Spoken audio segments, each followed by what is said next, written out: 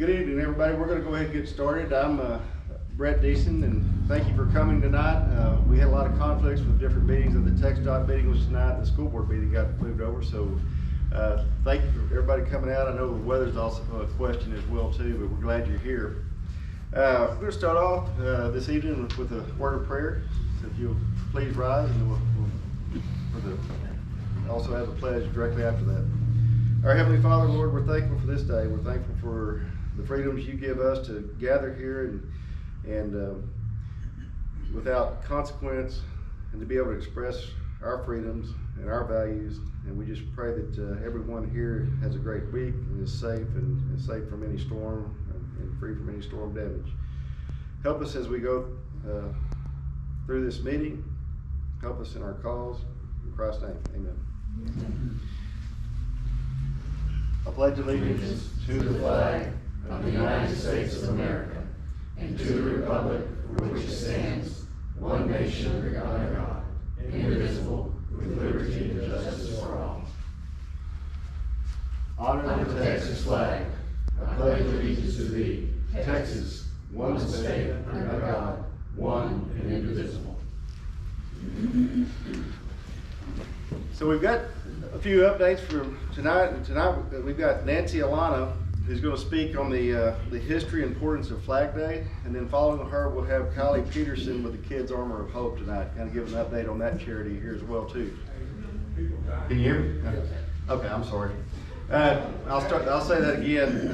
Tonight we've got Nancy Alana, who will be speaking on the history and importance of Flag Day, and then also Kylee Peterson will be following up on Kids Armor of Hope. But first, I want to recognize any veterans that we have in the crowd. Please stand. One veteran. Thank you for your service. And then also, any of our elected officials that are here in the crowd as well too. Judges.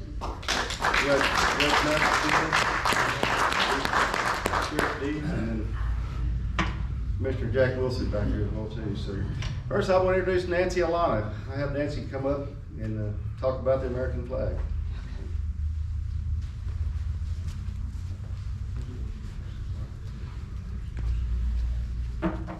All right, well is this on? Can y'all hear me all right? Tomorrow is Flag Day. And I think it's a holiday that sometimes we just bypass. You know, we have had Memorial Day. We're looking forward to 4th of July, and for some reason, we kind of overlook Flag Day.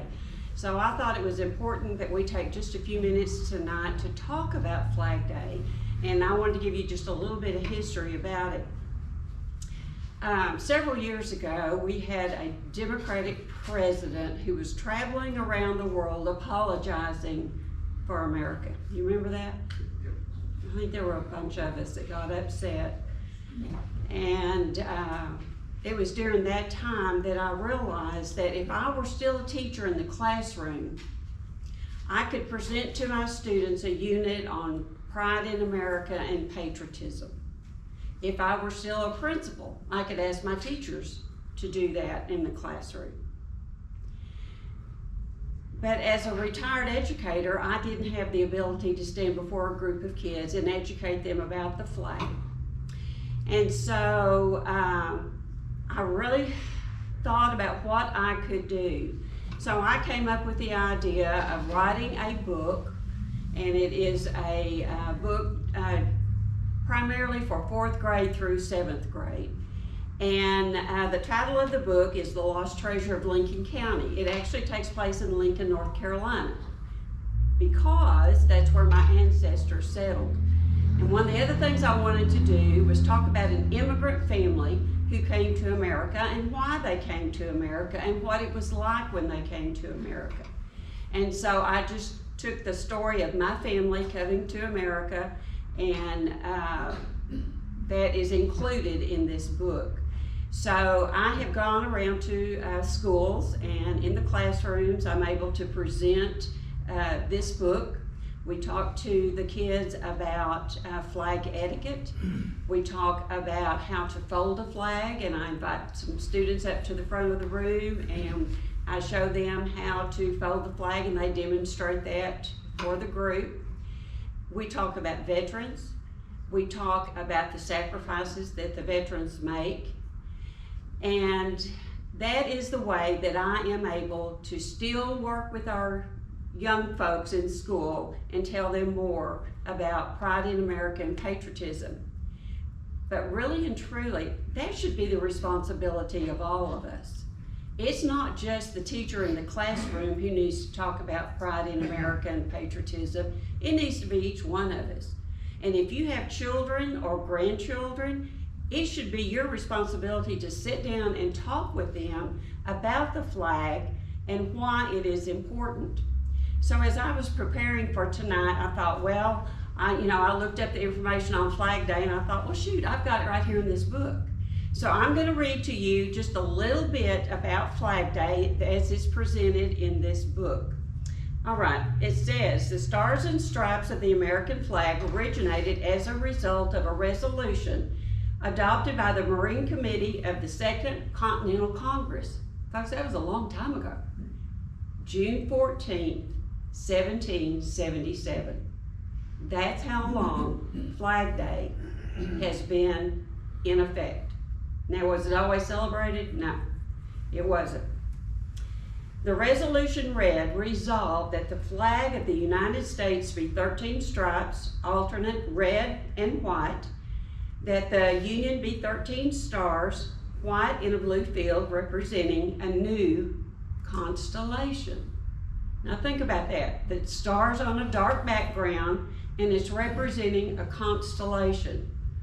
And I think when you stop and you really think about that word constellation, it brings into mind the formation of something that represents something else. We take those constellations and we make figures out of them, and we come up with a meaning. And so I thought that was a great word that they chose.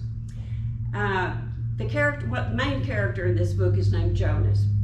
Jonas read the colors on the flag did not have special meanings when the flag was created in 1777, but the colors of the Great Seal of the United States did. The Great Seal has an American flag on it. A man by the name of Charles Thompson said the white stripe represents purity and innocence. The red represents hardiness and valor. The blue represents the color of the chief with a capital C. The broad band above the stripes represents vigilance, perseverance, and justice. And then the book goes on and talks about things that are proper to do with the flag. And one of the things is a flag burning ceremony. And it talks about how that is to be conducted. It talks about how flags are draped over the coffins of those who served in the military, about half-staff and what that means. And it just goes on and talks about different things about flag etiquette, how you should bring it in when it's raining outside, how it's not to be left outside overnight unless a light is shining on it. Just things like that we want our students to know. And taking your cap off when the flag comes by in a parade, just when the national anthem is being sung, take your cap off, and just all these different things that we want to continue in our society. But folks, they're not going to continue if we don't make an effort to do that for our next generation. So that is my way of contributing to our community and trying to remember that Flag Day is a day that we celebrate. It does have a great history. It is something that as Americans we should be proud of, not that we worship that flag, but we have respect for it, and that it should always be treated with respect. Standing before a group of 4th or 5th graders and telling them this, they are all ears, they are listening, they need to hear this, and they want to hear this. So if you have children or grandchildren and you have an opportunity to talk with them, particularly before the 4th of July, I suggest that you do that, find a way to do that. And I have brought 10 copies of this book if you need a way to sit down and talk with the kids, to read aloud to them. It's a really good story, I think. It's a treasure hunt, and they find a map, and they ask an older gentleman who's a historian of the county to help them in finding the treasure. When they do find the treasure, it is, I'll just tell the news, it is a collection of items that this immigrant family brought with them from Germany when they came to America. And one of them is a diary, and it tells the story of them coming to America. Each of you have your own stories, and those stories need to be told to our families.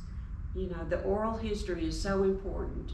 So I encourage you that to find time with our next generations, excuse me, to talk with them, make it important. And these books are available back there. I think I've got 10 of them. And I'm not selling them, but for a donation, you can pick one up, whatever donation you want to put in there, and it will 100% of whatever is donated tonight will go right back into our club. So that is all that I have to talk about as far as Flag Day. You do have a flag on your chair. Take it home, put it in a prominent place. If you have an office and you want to take it to your office, do that. Do something, and tomorrow talk to somebody about Flag Day.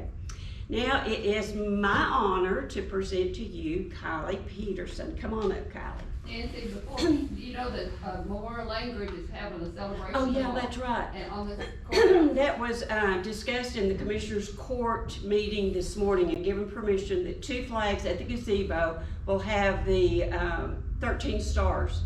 And then there is someone there that's going to be making a presentation at what time? I think it's at 9 or 9:30. Okay, 9 or 9:30. Mr. Wilson, do you know, or the judge? One's at 8:30 and then at 10 o'clock. 8:30 and 10 o'clock. Okay, all right, so I guess they're gonna do it twice for the early birds and those that want to sleep a little later. All right, so Kylee, come on up. This is Kylee Peterson. She's been a part of our community for a long time. She grew up here, graduated Granbury High School. She is currently teaching at Granbury High School, and she's involved in multiple activities in our community. We asked her to come speak today on the Kids Armor of Hope and the Royal Family Kids Camp. And so she is part of that group, excited about it, and this is a good way to educate you on what's happening out there to see if maybe this is a group you'd like to become involved with. So let's welcome Kylee.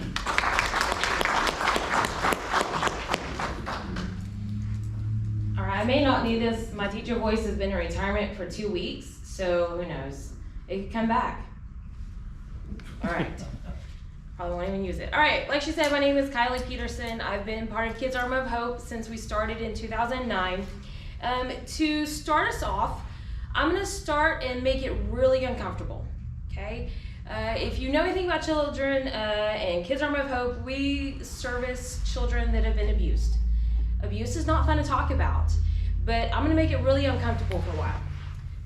You've all heard stories about child abuse, and I want you to think of one. We don't like to think about it. When I talk about child abuse, being hit, being kicked, burned with cigarettes, maybe sexually abused, maybe the child has been abandoned, maybe they haven't eaten in 2 weeks, maybe they are living in a car, maybe they're living with grandpa because grandma is, in jail, mom's in jail, dad's in prison, all these horrible things I could keep listing. But I want to tell you 2 stories in particular that really sit with me when I'm thinking about and when I am committed to this cause. People.com has a little criminal section on their website. And there was an article that came out of California, and these cops went into the room, were going in there for a CPS call, and they brought out this little boy. He's about 5 or 6 years old, and they said, "Hey, what's your name?" And the little kid said, "My name is Idiot." They said, no, what's your name?" He's like, "My name is Idiot." The kid didn't even know his real name because that's all he'd been called. And this 5-year-old little boy thinking his name was Idiot. And that really just stuck with me as I do training, because I do some of our training, I teach it, and the importance of your name, okay? We all like to hear our name. Psychologically, I love to hear the name Kylee. I get called Kaylee, Riley, Tilly, whatever. But when someone says Kylee, I'm like, yes, they got it right. Okay, that's important to us as people and our human being selves. The other is a local story, and you will probably remember it from about 6, 7, 8 years ago. I'm also on the Hood County Children's Charity Fund board. We were having our meeting. It was 1 o'clock on a Thursday, and Robert Young, if y'all remember him, he was our child crime investigator for a long time. He called me and said, hey, I can't come to the board meeting. I got to go to Fort Worth. You could tell he was a little stressed out, and I said, hey, is everything okay? He goes, no, this is a really bad case. Brother and sister living with mom and mom's boyfriend. The girl, I think she was 13 or 14 at the time, she was impregnated by mom's boyfriend. The little boy, this time, was 11 years old, and he had tried to defend his sister. Okay, he thought he could take on this grown man. I mean, he was angry. He knew what was happening. And that little boy got the crap beat out of him. And they were both in Cooks. And so Robert was having to go to Fort Worth to get statements from the children, figure out, can't go to mom. Mom's been arrested because she knew about this. Boyfriend's been arrested.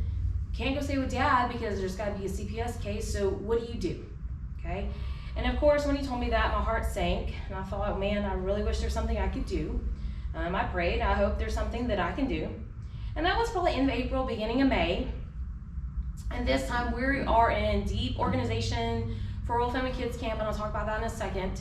And I'm just, in my mind, what I do for camp is I'm taking staff applications, kids applications, and I'm working with all these different groups here in town. We work with Foster's Children's Home in Steenville. That's one of our exclusive partners. And so about 2 weeks later, I get a call from Foster's, and camp is full. I mean, we're talking 55 kids, full. And they said, hey, we just got a kid. Can you please get him in? I was like, man, we are full. They're like, look, he just came to us. He would really benefit from camp, so I'll make it work. So the kid came to camp, and you could tell, I mean, he was fresh off the boat. Had just been at Foster's maybe 2 weeks at this time. Didn't really want to hang around the little kids. He was really into like hanging out with the adults. You tell he just wasn't fitting in right. So yeah, come on. And then in the middle of the week they said, hey, he's got to do a family visit. And we tried to discourage family visits, but this was still kind of fresh. And we said, okay. So we took him up to the CPS office, and he had his first visit with dad since the incident.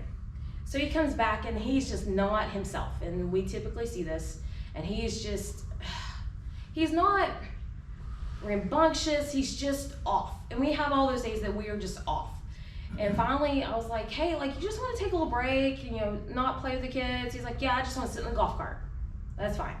So he comes back later, and he said, Miss Kylee, you know why I got beat, right? And I was like, I don't know why, you know, I don't know, I'm sorry it happened. And we try to change it and try like, okay, we're getting a little deep, let's kind of move forward to something else. And he goes, no, the reason why I got beat is because Jesus let it happen, because he knew I needed to get out of this house. And I was like, well, I'm gonna go take a moment. So I had to go take a moment. That was a very public child abuse case. It was in the newspaper.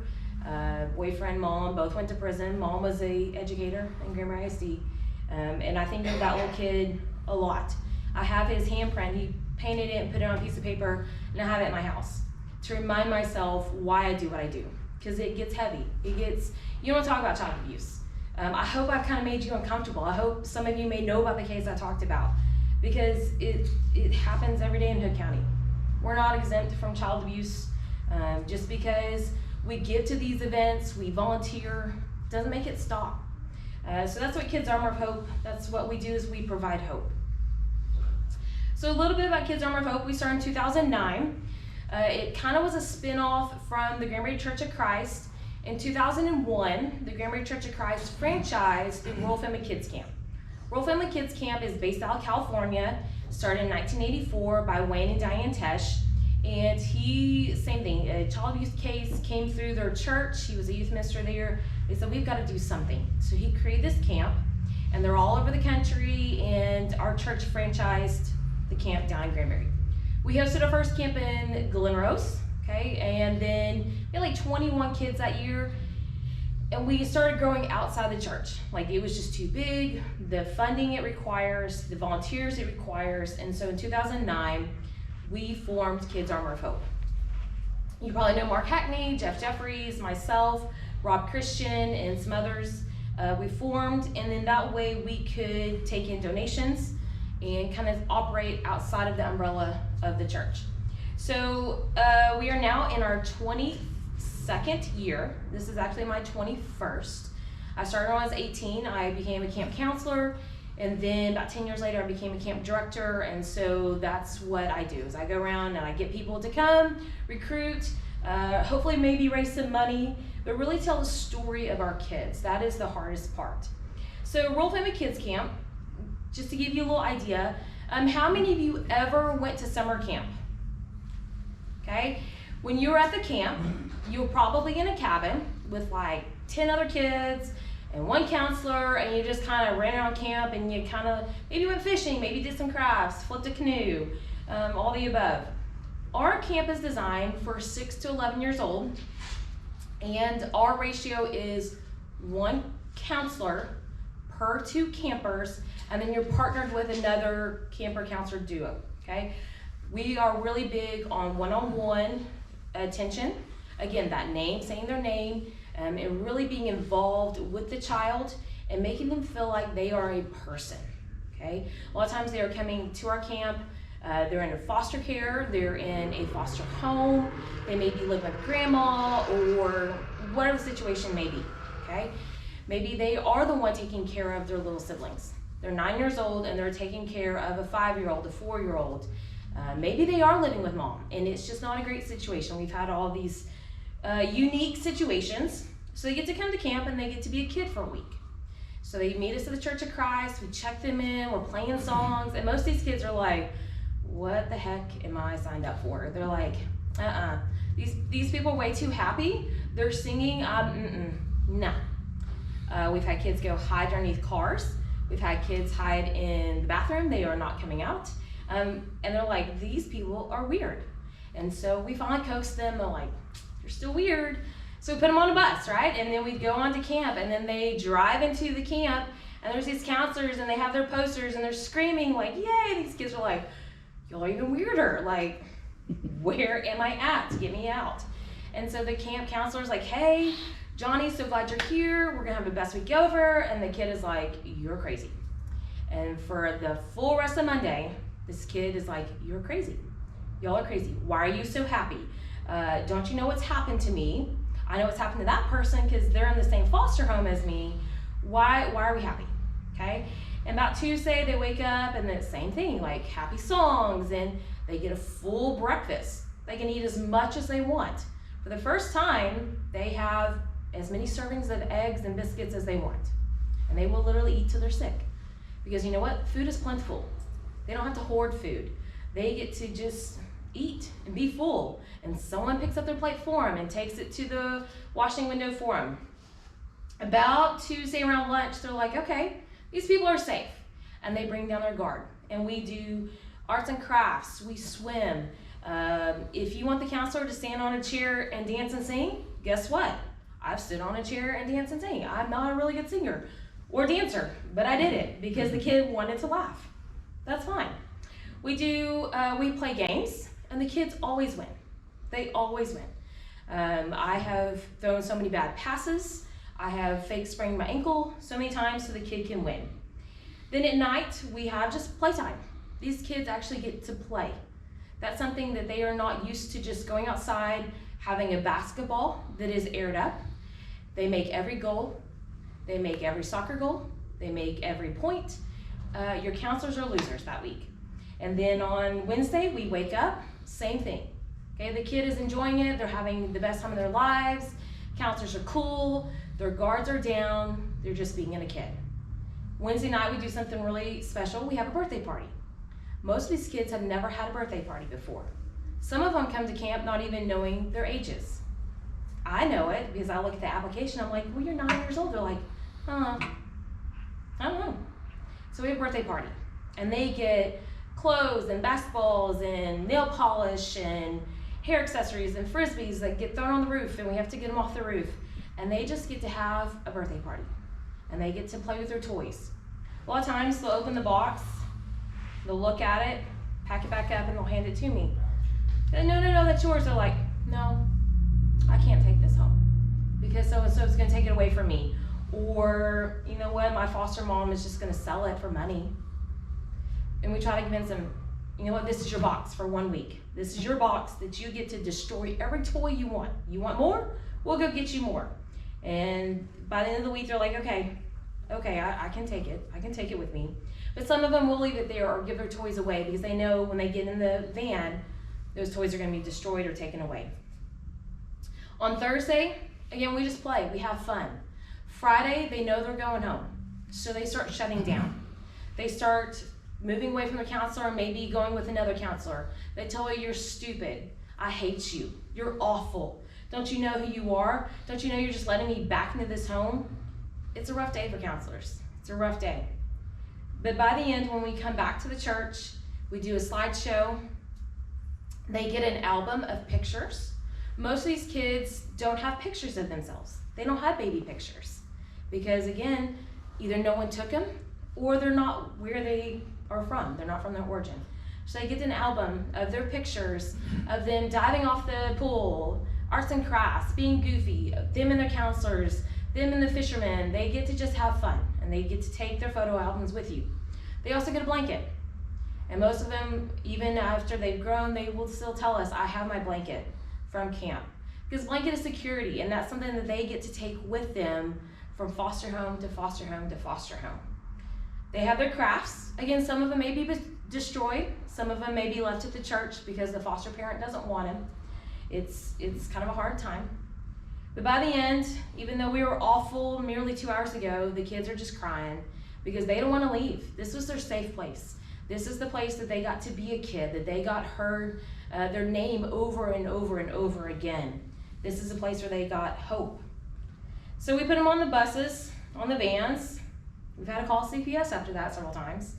But we just trust that after camp that they'll be taken care of, that we've planted some seeds of hope, that maybe one day we'll see them again. A lot of times we'll go to Walmart and we get tackled because, oh look, there's a camp counselor.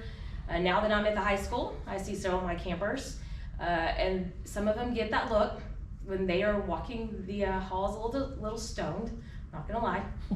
I'm like, we know better, and they'll come back and apologize. They know better. But we know what we're doing is providing hope. We know that. And it's something that it's hard, it's not easy, okay? We've had counselors come, they're like, I can never do this again. And that's okay, that is okay. There's some of this, like I said, I've been doing this 21 years. It's just something that's, I had a great childhood, okay? Some of you in here may have had great childhoods or really crappy childhoods, and I'm sorry for that. Watching my parents be educators and watching them provide hope to their students, this is just something that's important to me and to a large group of us. So there's a couple things that we need. One, I have these letters if you would love to donate, okay? We usually have a starfish dinner. We just didn't have it this year, we were out of time. But we do starfish adoption. And we write out the stories of our kids on these little note cards, and then we ask, hey, could you adopt these children to go to camp? It costs for about, we have 25 kids-ish, and then the staff, it costs us about $25,000 to take them to camp, okay? They get to come for free. We don't ask for anything. But we are providing 3 meals a day, plus multiple servings per meal.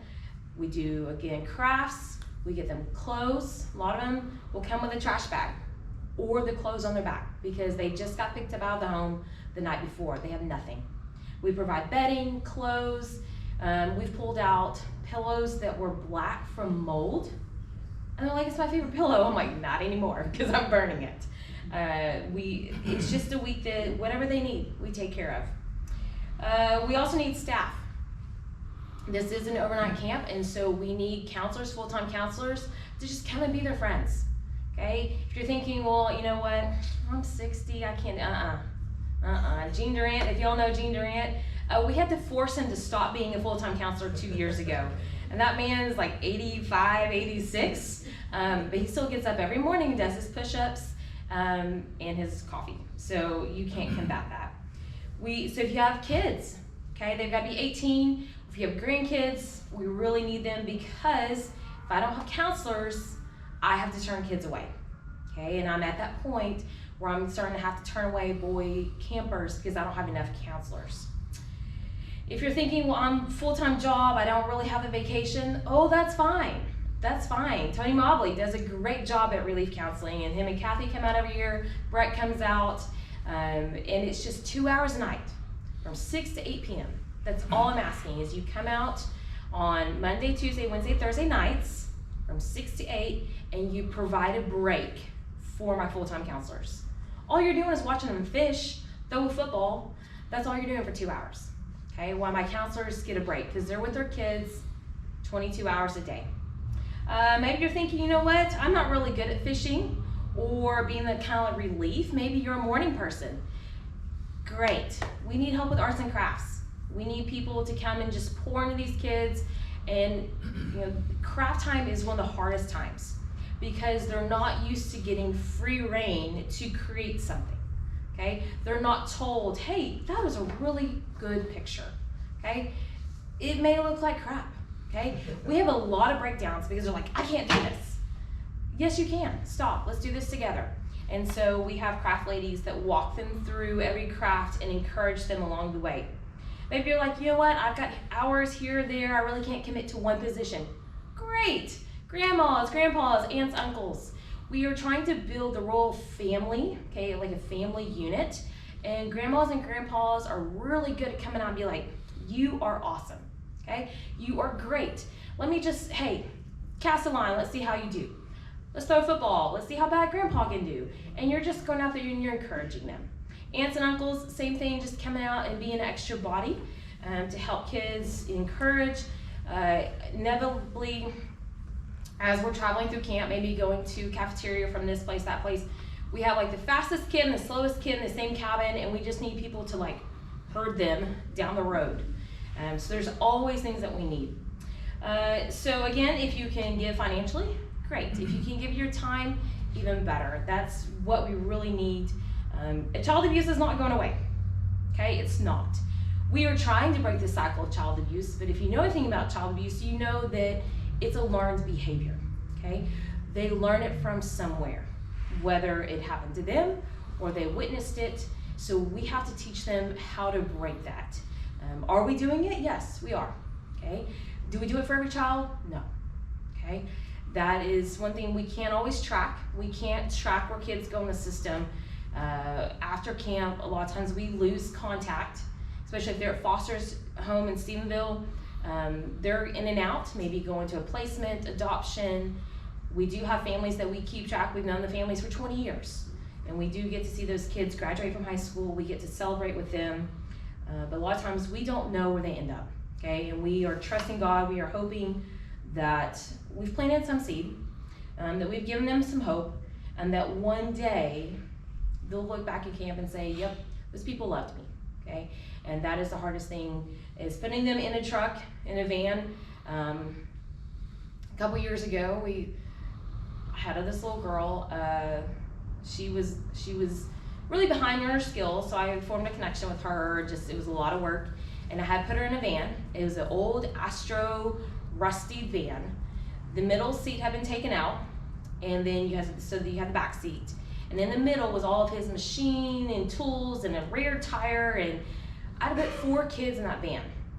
When they shut the door, you know the little stalls that you put on a bathroom stall door? That was what locked the van. And I had to put the child in that van. It's not easy, okay? It's not easy. You're gonna go to camp and you're gonna be like, that kid is gonna tell you their story. It's not easy, okay? But what we're doing matters. And that's all that matters, is that we're providing hope. I keep saying hope, hope, hope, because it's hard, y'all. It's really, really hard. So if you can come out, great. If you can give, great. If you have questions, great. You wanna do questions? Yeah. Questions? Where is the camp? I cannot tell you that, okay? Sorry. Our kids are wards of the state, okay? A lot of times, just to come to camp, we have to get permission from the state to be able to take them there. Now, if you volunteer and you pass the background check, I get to disclose it. But publicly, we cannot disclose where camp is. I can tell you it's in the area. Can you tell us when it is? I sure can. It is July 31st through August 4th. It's So there's mandatory training on that Saturday, July 30th. That is mandated by the state. We have to do that.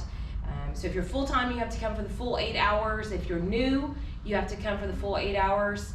Now 8 hours versus my 8 hours is completely different. If you are return and you're only part-time, it's a 4-hour training. Again, this is mandated by the state. So Sunday night, we will go out to the camp facility, we set up, and then the kids come on Monday, and then we're done by 2 o'clock on Friday. Do you have your contact information? On here, we do have Mark Hackney's contact information, our P.O. box.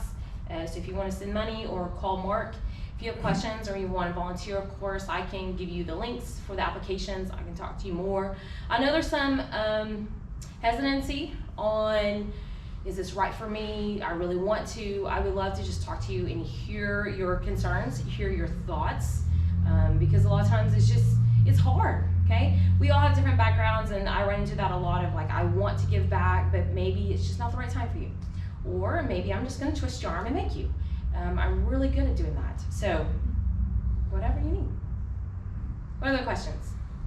Do you want to share anything? Those that have been at camp, do you want to share anything? I know I'm kind of putting you on the spot. I'll share a couple minutes. It's been a couple years since I've been able to get out there, but kind of a funny story. One of the first years I was out there, I was fishing with a young man, and his buddy caught a fish first. And he had never been fishing before, and he was so excited he threw his rod down. He wanted to see what the fish was, feel him, all that stuff. Well, all of a sudden I hear this noise. It was just like clank, clank, clank. And we turned around, and this fishing rod took off into the water. And this young man, he turned around. He was scared to death because he thought he was in trouble. I burst out laughing, and you could just see the relief on his face, because I think normally where he'd come from, he would have been in trouble and might even been abused at that point.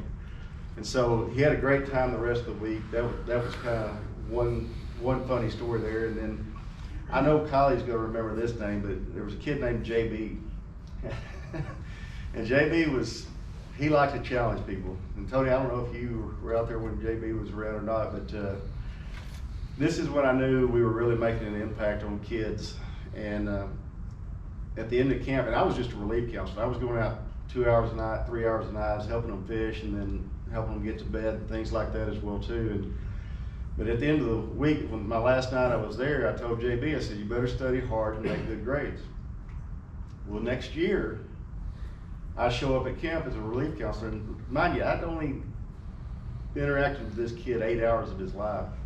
He ran up to me, and I had a name tag, and he goes, Mr. Brett, I passed all of my classes this year. And I thought that was something, he remembered me from the previous year, and I thought we are making an impact on that. So if you can volunteer, they need the help as well too, and even just a couple hours a day or at night, it's really worth it. And actually those kids will change your life, and you'll change theirs as well too, because you'll see them change from night one, just like Kylee was talking about. You'll see them change and really become a different kid throughout the week. So, go ahead.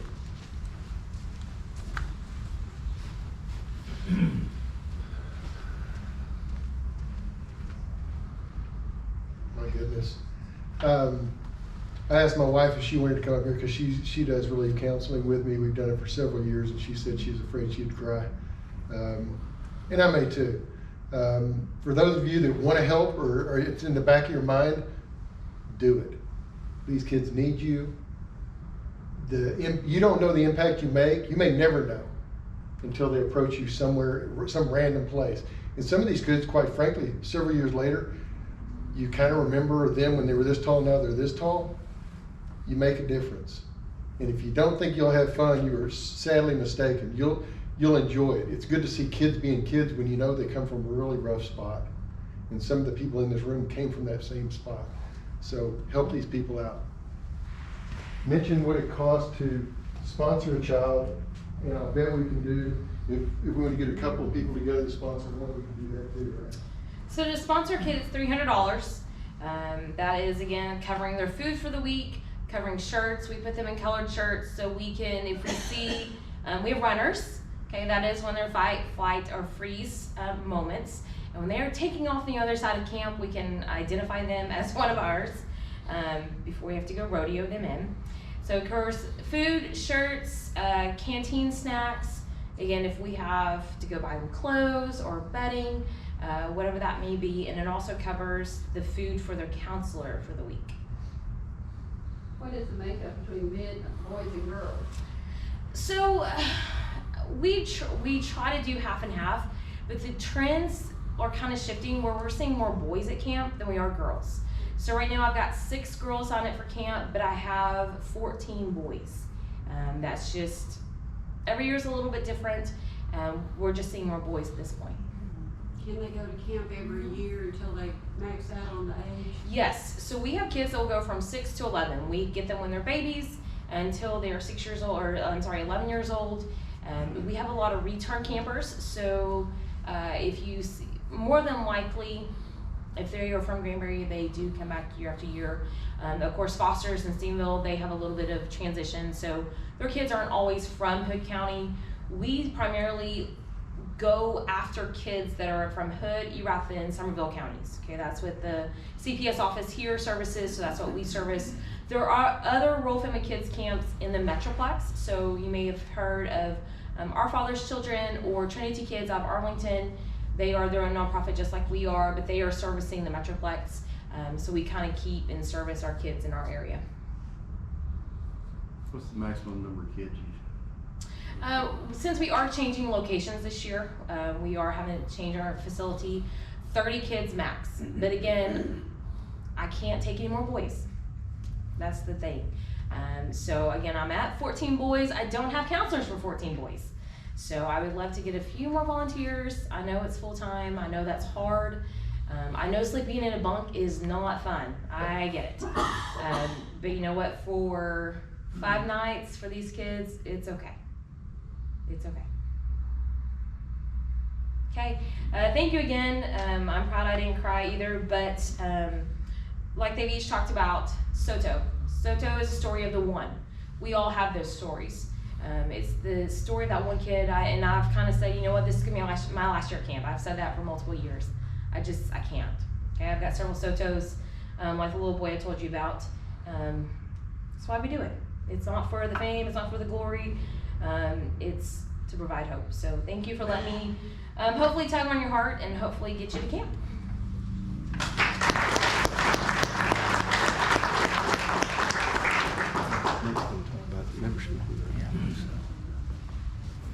Thank you, Kylee, and like I say, I'll send out some information.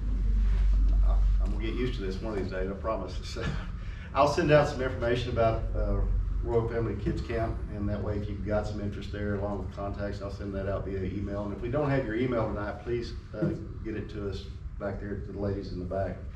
And then right now I think Nancy, have you got a raffle? We got a raffle. And then you were also going to talk about membership, weren't you, a little bit? Yes.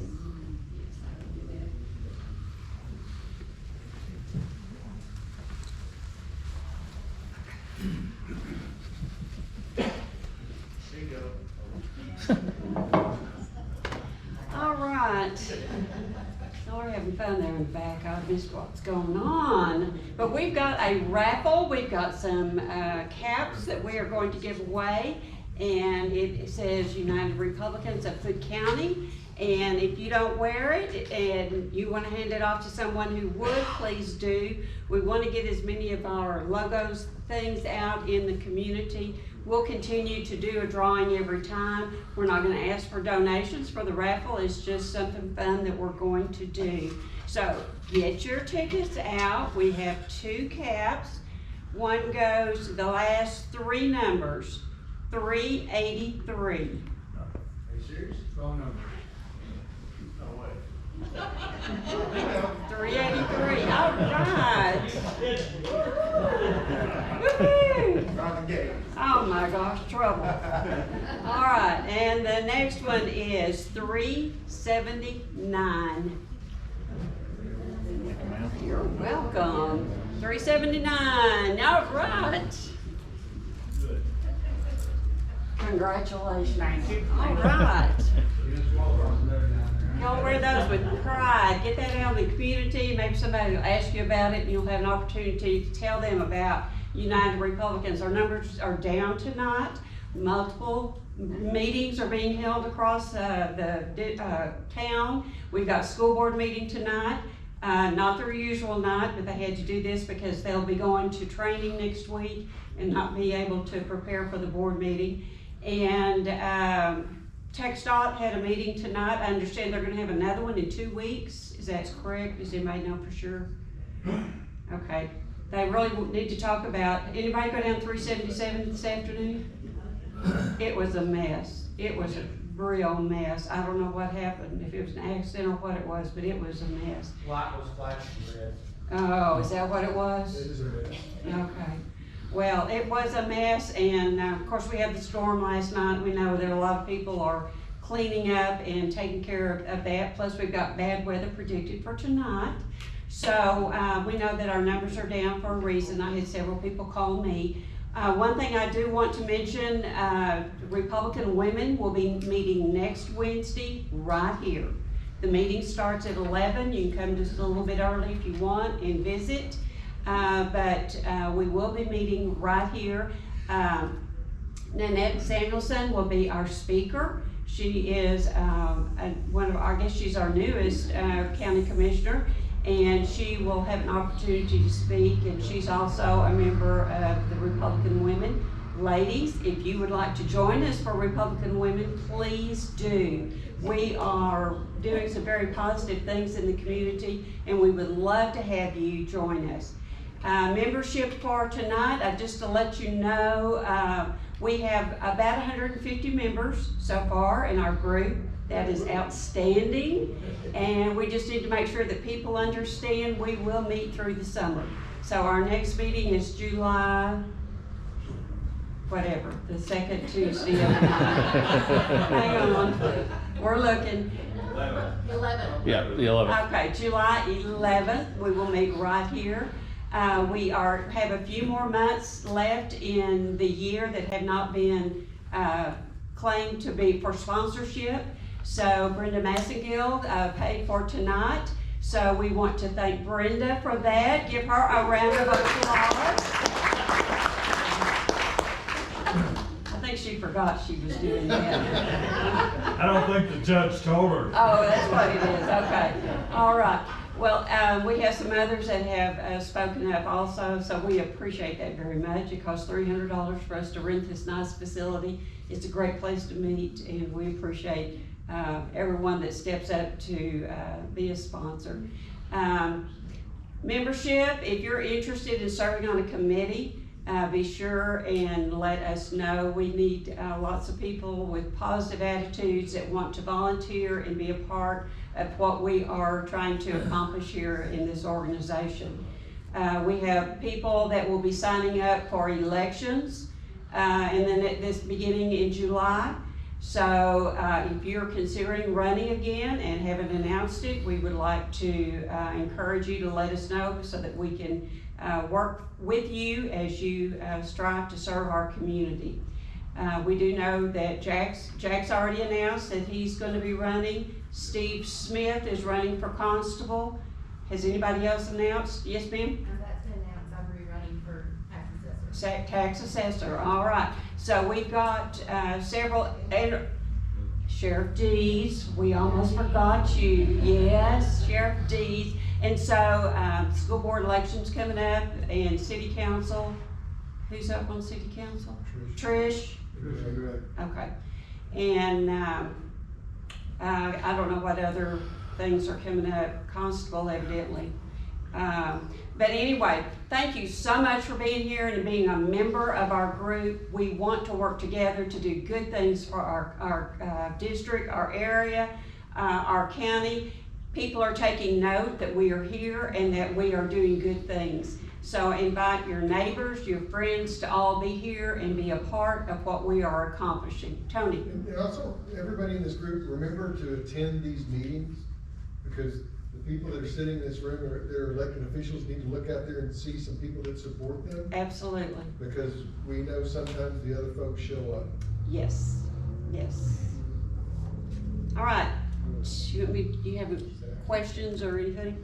All right, are there any questions from our group tonight? We will always want to open it up to you to see if there's any questions or comments, announcements. I got a question. All right.